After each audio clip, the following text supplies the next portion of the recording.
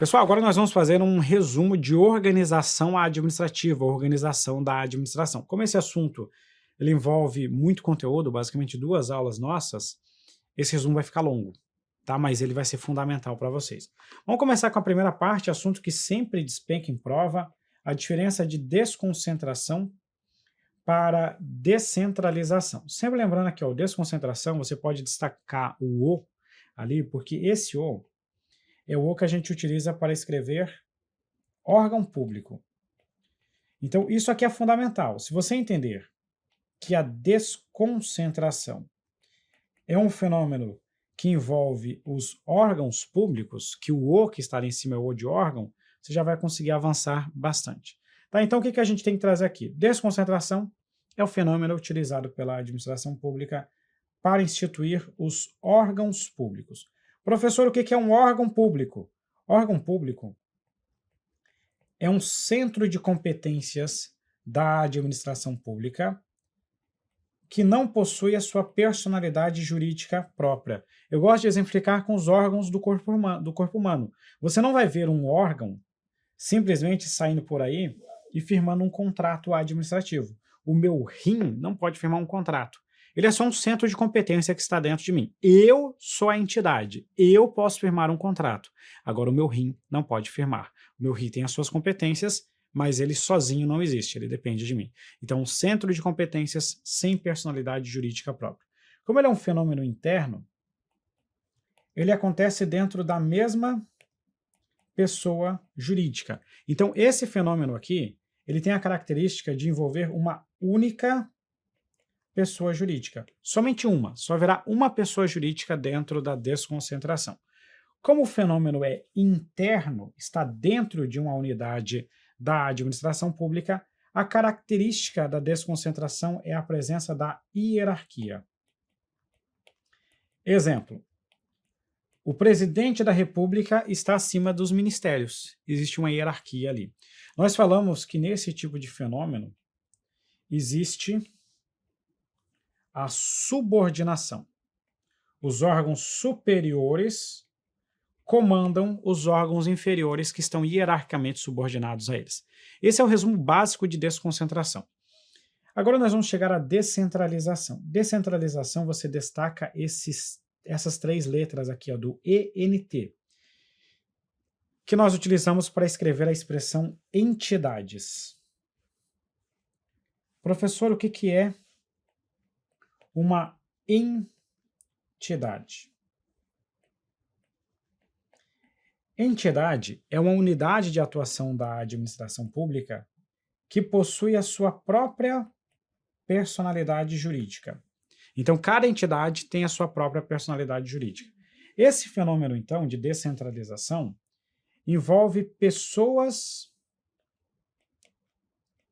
jurídicas distintas. Portanto, uma diferença entre a descentralização e a desconcentração está na quantidade de pessoas jurídicas, já que aqui você terá necessariamente mais do que uma pessoa jurídica, ou seja, 2 ou mais pessoas jurídicas. Como esse fenômeno envolve diferentes pessoas, não existe hierarquia. Não existe hierarquia na nossa... Não deu certo aqui, só um segundo. Não existe hierarquia quando eu estou falando de descentralização. Não vai ter hierarquia. O que pode acontecer? Quando eu falo da relação entre a administração direta e a indireta, nós temos um fenômeno conhecido como vinculação. Então, por exemplo, uma autarquia normalmente é vinculada a um órgão da administração direta, mas ela não é subordinada, porque nós não temos hierarquia aqui. E quando nós vamos resumir as principais formas de descentralização, nós temos que lembrar primeiro do básico. Nós temos a descentralização política. O que é descentralização política? Descentralização política é aquela que quem faz é a Constituição Federal. Quando a Constituição Federal atribui competências aos estados, ao Distrito Federal e aos municípios. Ou seja, retira do poder central, que em tese seria a União, e outorga aos estados, DF e municípios. Isso é descentralização política. Nós temos também a descentralização por outorga, também conhecida como descentralização técnica ou por serviços. A descentralização por outorga é aquela que depende de lei para criar ou autorizar a criação, e ela dá origem à administração pública indireta. São as nossas entidades administrativas, autarquias, fundações, empresas públicas e sociedades de economia mista. E, por fim, nós temos a descentralização por colaboração, também chamada de delegação. O que acontece na colaboração ou na delegação? Esse aqui é um fenômeno que vai depender de um contrato administrativo. Veja, não é uma lei, agora é um contrato. E às vezes até mesmo um ato administrativo. E esse fenômeno dá origem às concessionárias e permissionárias e até mesmo autorizatárias de serviços públicos, que são particulares que exercem o serviço público por meio de delegação do Estado. Esse é o resumo de descentralização e desconcentração. Agora vamos avançar. Já falei para vocês que a descentralização por outorga dá origem à administração pública indireta. E a administração indireta, a própria Constituição tem um comando que fala sobre a criação dessas entidades. E basicamente é formado pelas autarquias, fundações públicas, empresas públicas e sociedades de economia mista. Nós vamos falar sobre criação, natureza jurídica, atividades desempenhadas, responsabilidade civil e o regime de pessoal dessas entidades. Primeiro, começando pela criação. Quando eu falo da autarquia, você tem que lembrar que a autarquia é criada diretamente por lei. Então, quando a lei entra em vigor, a autarquia nasce. A natureza jurídica da autarquia é uma natureza jurídica de direito público, justamente porque ela é criada por lei, e a lei é um procedimento público. A autarquia é tipo o filho preferido, porque ela seguiu a mesma profissão dos pais. Sabe quando você tem 2 filhos? Aí os pais são médicos e um filho se torna médico. Aí esse aí é o filho predileto. O outro filho não quis ser médico, o outro filho quis seguir uma outra profissão. Aí, obviamente, que eles não terão a preferência dos pais. Então, a autarquia é o filho preferido, aquele que exerce as mesmas atividades do pai, ou seja, do pai e da mãe. Exerce atividades típicas, exclusivas de Estado. O regime de responsabilidade civil é de responsabilidade objetiva, ou seja, aquela responsabilidade que independe de dolo ou culpa. Se você não sabe o que é isso, só decora por enquanto, que em outro momento nós vamos explicar isso melhor. E o regime de pessoal, em regra, é o regime estatutário. Exemplo, os servidores dos ministérios, não vou pegar o ministério como exemplo, porque senão dá problema, o ministério é órgão. O servidor do INSS, que é uma autarquia federal, seguem a Lei 812, é um regime estatutário. Fundação pública, ela seguiu 2 caminhos, porque nós temos 2 categorias de fundação pública. Nós temos a fundação pública, que é igual a uma autarquia, que é chamada de fundação autárquica.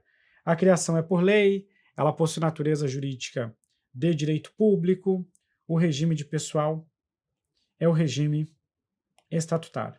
Então essa daqui, ela é igual à autarquia, ela só é chamada de fundação, mas é igual à autarquia. Tem uma outra fundação que a lei não cria ela. O que a lei faz? A lei apenas autoriza a criação.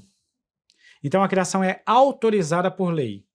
O que ela precisa para nascer? Essa daqui ela depende de um segundo passo, que é o registro do ato constitutivo. O que isso quer dizer? Que você vai pegar a autorização em lei, vai criar o estatuto dessa entidade e vai levar ele lá no cartório para o registro.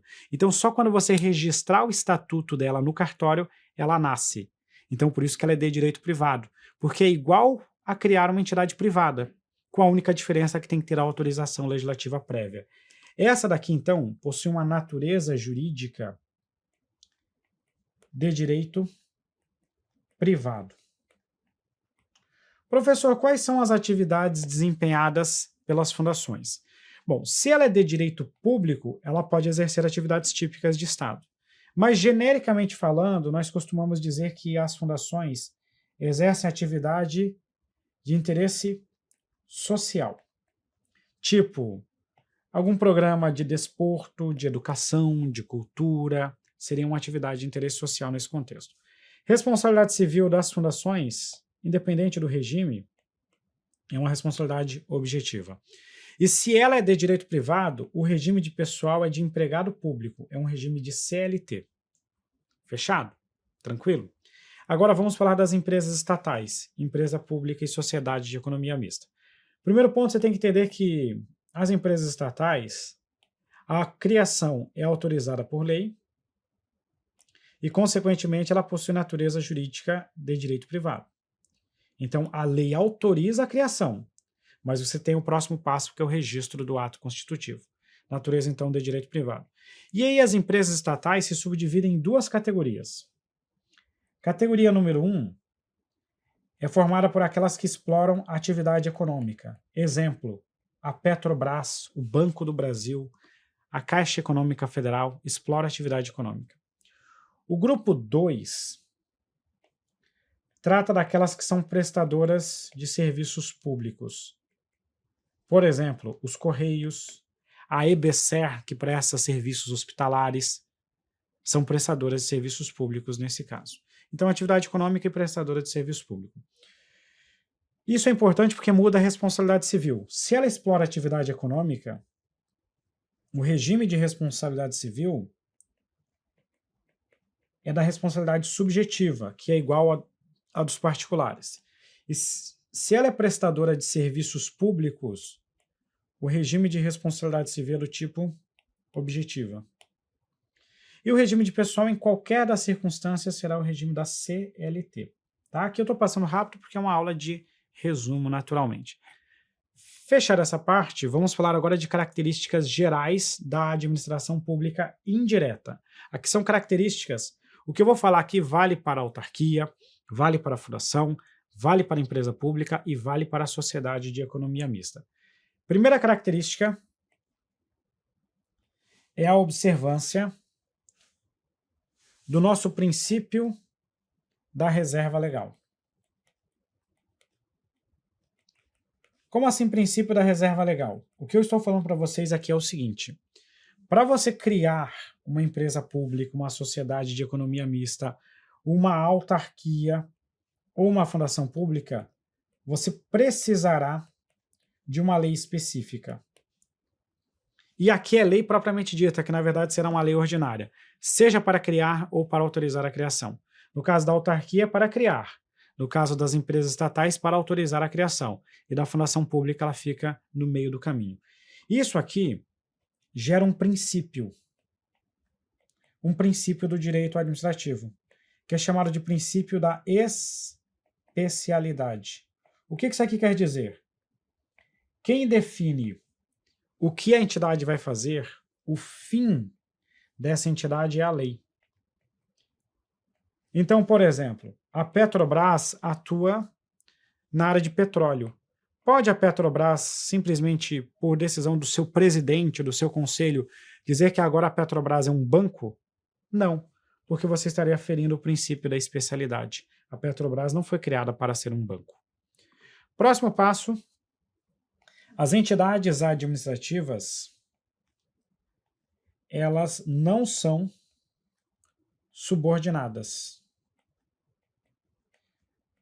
Não existe subordinação entre quaisquer entidades administrativas e os seus entes instituidores. Existe apenas a vinculação. Então, a Petrobras, o INSS, a Caixa Econômica, elas estão apenas vinculadas à administração pública, mas elas não são subordinadas. Todas as entidades da administração pública indireta possuem a sua própria personalidade jurídica. Por isso que aqui nós temos uma descentralização, porque elas possuem a própria personalidade jurídica, ou seja, possuem os seus próprios direitos e obrigações. Se um motorista de uma autarquia atropelar um particular, você não vai processar, suponha que é uma autarquia federal, você não vai processar a União, você vai processar a própria autarquia, porque ela possui os seus próprios direitos, as suas próprias obrigações. E aqui eu vou colocar uma série de regras que se aplicam a todas as entidades da administração pública indireta. Todas elas estarão sujeitas ao que eu vou contar aqui para vocês. Deixa eu só mudar aqui a cor da minha caneta. Quais são essas regras? Todas elas têm que seguir os princípios constitucionais. Aqueles princípios expressos no artigo 37 da Constituição valem para todas as empresas públicas, sociedades de economia mista, autarquias, fundações, todas elas seguem aqueles princípios. Todas as entidades administrativas têm que fazer concurso público, tanto então para contratar os servidores estatutários, como para contratar os empregados públicos, conforme cada um dos casos. Todas elas têm o dever de licitar. A autarquia tem que licitar? Tem. Fundação pública tem que licitar? Também. Professor, mas empresa pública e sociedade de economia mista também tem que licitar? Sim. A diferença é que elas têm uma lei específica para isso. Então, autarquia e fundação seguem a 14.133. Empresa pública e sociedade de economia mista seguem a lei 13.303, que é o Estatuto das Empresas Estatais. Mas todas têm a obrigação de licitar. E todas essas entidades estão sujeitas ao dever de prestar contas. E, consequentemente, todas essas entidades se submetem ao controle do Tribunal de Contas competente. Então, por exemplo, o dirigente, o presidente da Petrobras, ele tem que prestar contas ao Tribunal de Contas da União. Ele pode ser fiscalizado pelo Tribunal de Contas da União. Então, todas essas entidades, independente da natureza jurídica, têm que seguir os princípios constitucionais, fazer concurso público, licitar e também prestar contas. Essa é a parte comum, que vale para todas as entidades administrativas. Agora, eu vou começar a falar especificamente de cada uma delas. E vou começar falando aqui do filho preferido. Ou seja, eu vou começar falando aqui agora das nossas autarquias. O que você precisa saber sobre as autarquias? Bom, primeiro aquela parte inicial mais básica. Qual que é a natureza jurídica da autarquia? Natureza jurídica de direito público. Isso aqui nós já vimos. A autarquia, ela é criada por lei, ou seja, ela surge a partir da vigência da sua lei de criação. A lei entrando em vigor, ela já pode, ela já possui a sua natureza jurídica. Além disso, as autarquias podem exercer atividades típicas, chamadas também de atividades exclusivas de Estado, com poder de império, por exemplo, estatal. Quando nós vamos falar do regime de pessoal das autarquias, nós já vimos que o regime de pessoal das autarquias é formado por servidores públicos. Então, nós chamamos eles de servidores públicos. Consequentemente, o regime de pessoal é instituído por lei. É o regime estatutário. No âmbito federal, por exemplo, eles seguem a Lei 812. Quando nós vamos falar do patrimônio, quando eu falo de patrimônio, eu estou falando basicamente dos bens de uma autarquia. O patrimônio da autarquia é formado pelos chamados bens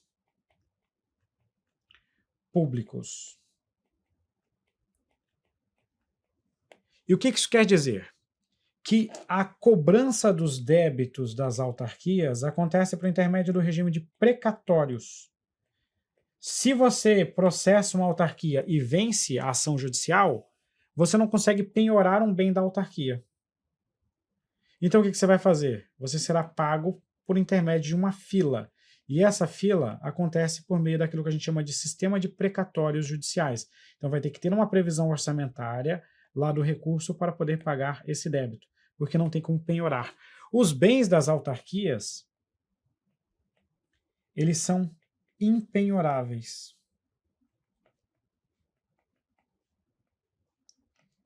Os bens das autarquias são impenhoráveis, então é um privilégio que as autarquias têm, que é a impenhorabilidade dos seus bens. Você não consegue submetê-los à penhora. Regime de responsabilidade civil das autarquias. João foi atropelado por um agente público de uma autarquia. Como é que ele vai cobrar essa dívida? Vai mover provavelmente uma ação judicial. E a responsabilidade civil da autarquia será do tipo objetiva, ou seja, o João não terá que provar dolo ou culpa do agente da autarquia. O outro ponto que eu vou colocar aqui para vocês agora é sobre a situação das agências reguladoras. Professor, o que são agências reguladoras? Volta e meia acaba caindo isso aqui em prova. As agências reguladoras, elas são conhecidas como autarquias em regime especial. Por que um regime especial? Qual que é a característica que faz das agências reguladoras terem um regime especial? É que a agência reguladora, primeiro pela atividade que ela desempenha, ela realiza uma atividade de fiscalização, de controle e regulação em determinado setor econômico. Esse é o papel da agência reguladora. Mas não é esse o principal, não é só a atividade que a gente olha. O que a gente olha para a agência reguladora é que os seus diretores, os seus dirigentes, eles possuem uma proteção, que é um mandato com prazo definido em lei, ou seja, um prazo fixo. Não dá para exonerar, simplesmente exonerar um diretor de uma agência reguladora. Então, se há uma treta entre o dirigente da agência reguladora e o presidente da República, por exemplo, o presidente da República não consegue simplesmente exonerar o dirigente da agência reguladora. Diferente das demais autarquias. Das demais ele consegue. O da agência reguladora não, porque ele tem um mandato com prazo fixo, o que gera essa autonomia da agência reguladora. Uma autonomia mais acentuada quando comparada com as demais agências, com as demais autarquias. E por fim, você também não pode confundir com as agências executivas. O que são agências executivas? Bom, as agências executivas, na verdade, elas podem ser autarquias, mas elas também podem ser fundações públicas. Então, elas são autarquias ou fundações, mas que recebem uma qualificação. O que isso quer dizer? Que a agência executiva é uma entidade já existente que é qualificada como agência executiva. A qualificação é como se fosse um título. Tipo, ela fez um doutorado, ela é qualificada como doutora. Só para a gente exemplificar aqui. Então, essa seria uma qualificação concedida a uma autarquia ou fundação já existente. Qual que é o objetivo dessa qualificação? O objetivo dessa qualificação é aumentar a autonomia dessa entidade, por intermédio de um documento que nós chamamos de contrato de gestão. Nesse contrato de gestão, você terá metas em troca da redução de determinados controles burocráticos, aumentando a autonomia da entidade. Esse é o nosso resumo sobre as autarquias. Vamos falar agora do próximo tópico. O próximo tópico é mais simples. Nós vamos falar aqui especificamente das fundações públicas. O que você precisa saber das fundações públicas? A primeira parte você já sabe. Fundação pública se subdivide em duas categorias. A primeira categoria é a fundação pública de direito público. A bem da verdade, essa fundação pública de direito público é igual a uma autarquia. Tanto que ela é chamada de fundação autárquica. O regime jurídico dela é um regime jurídico igual ao regime das autarquias. Tudo que eu falei das autarquias vale aqui para as fundações públicas de direito público. Agora, quando nós chegamos às fundações públicas de direito privado, as coisas mudam um pouquinho. A fundação pública de direito privado, primeiro começa com a diferença básica, que é a forma de criação. A criação é autorizada em lei. Só que depois nós temos o próximo passo, que é o registro do ato constitutivo. Esse é o primeiro aspecto. Aspecto do regime de pessoal. Houve sempre uma polêmica sobre como que seria o regime de pessoal das fundações públicas de direito privado. O STF bateu o martelo, dizendo que o regime de pessoal dessas entidades é o regime da CLT, ou seja, eles serão empregados públicos, na visão do STF. Próximo passo, imunidade. Você deve se perguntar o seguinte: quando nós falamos das fundações públicas em geral, as fundações públicas possuem, as autarquias em geral, elas possuem aquela chamada imunidade tributária recíproca. Então, olha o que eu estou falando para vocês. As autarquias possuem uma imunidade tributária. Um ente da federação não pode instituir os tributos sobre o patrimônio, a renda de outra entidade. Então, por exemplo, se o INSS tem um prédio funcionando na minha cidade, não pode o município cobrar IPTU sobre esse prédio. Essa é a ideia da imunidade tributária. As fundações públicas de direito público gozam da imunidade. E as de direito privado gozam da imunidade também? Sim ou não? Responde para mim. Fundação pública de direito privado possui imunidade tributária? A resposta é sim. Elas também possuem imunidade tributária, seja de direito público, seja de direito privado. Essa é uma característica interessante. Quando nós vamos falar agora do regime de responsabilidade civil, a responsabilidade civil das fundações públicas, mesmo as de direito privado, também é do tipo objetiva. E para fechar, as fundações públicas de direito privado têm o dever de fazer licitação. Mas a dúvida é, qual lei que elas seguem? Porque veja que é bem definido o regime de licitação da administração direta, da administração autárquica e das fundações de direito público, que é da Lei 14.133. E é bem definido o regime de licitação das empresas estatais, que é da 13.303. E a fundação pública de direito privado segue a 14.133 ou segue a 13.303? Qual lei de licitações eles seguem? Bom, aqui eles vão seguir a Lei 14.133. Porque a 13.303 é só para as empresas estatais. Então elas são uma entidade de direito privado, mas que segue a mesma lei de licitações que os demais entes. Fechado? Show de bola? Agora podemos chegar ao nosso último grupo. Agora nós vamos falar de empresa pública e sociedade de economia mista. Quando a gente pega essas duas aqui, empresa pública e sociedade de economia mista, nós costumamos chamá-las em conjunto de empresas estatais. Tá? Lembrando primeiro aquela parte geral que nós já estudamos previamente. O regime dessas entidades, a natureza jurídica dessas entidades é uma natureza jurídica de direito privado. A forma de criação é autorizada em lei, mas depois nós temos que fazer o registro do ato constitutivo.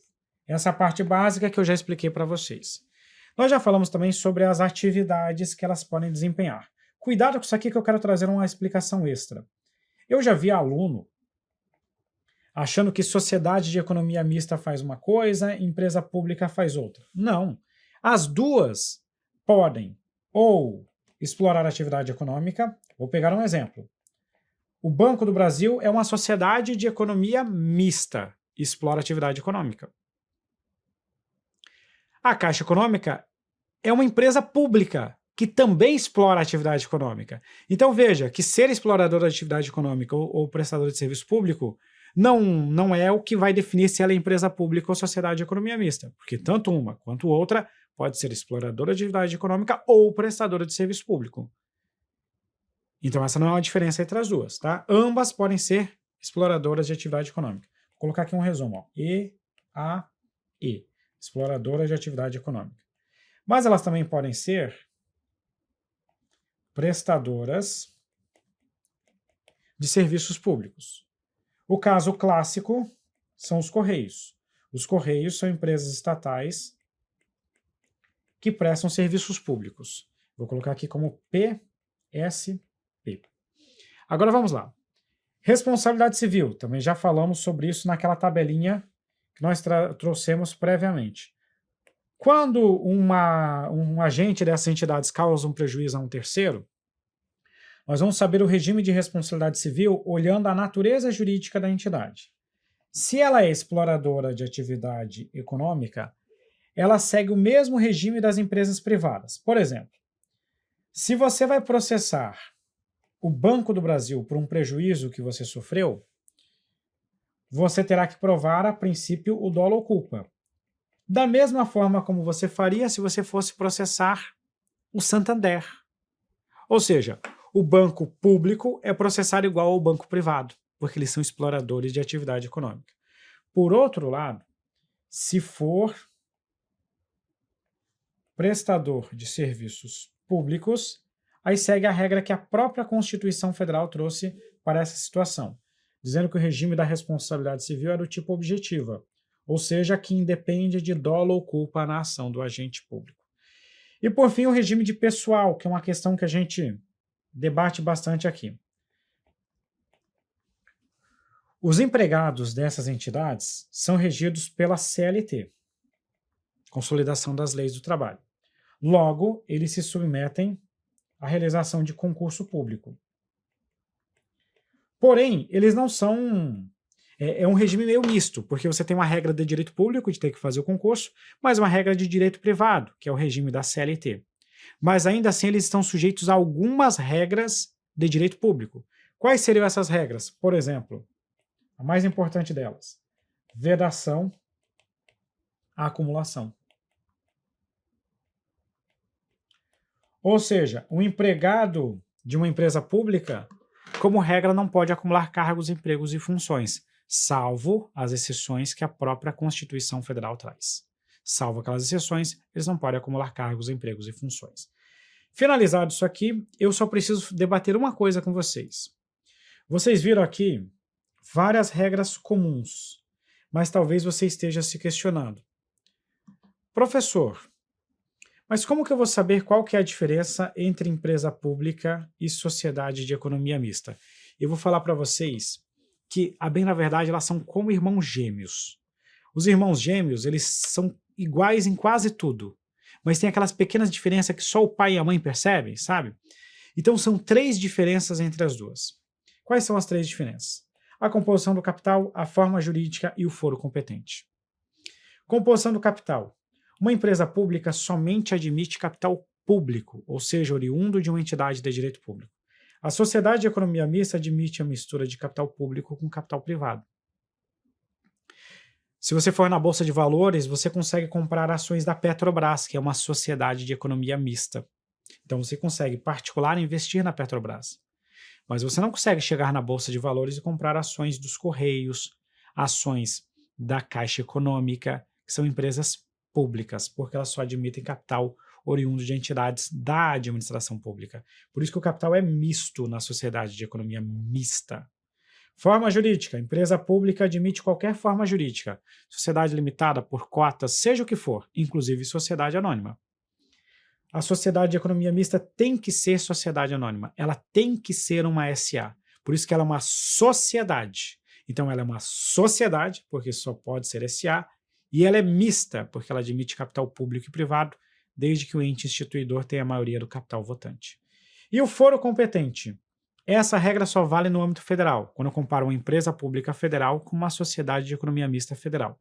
Se eu comparar as empresas estatais dos estados e dos municípios, eu não vejo essa terceira coluna aqui. Só na União a gente vê. O foro competente, a parte do judiciário que vai analisar as ações contra as entidades, no caso de empresa pública é na Justiça Federal, no caso da sociedade de economia mista é na Justiça Estadual. E com isso nós fechamos aqui o nosso resumo de organização administrativa, que é um tópico que você tem que ficar de olho, porque tem caído bastante em questões de concurso público. Até já!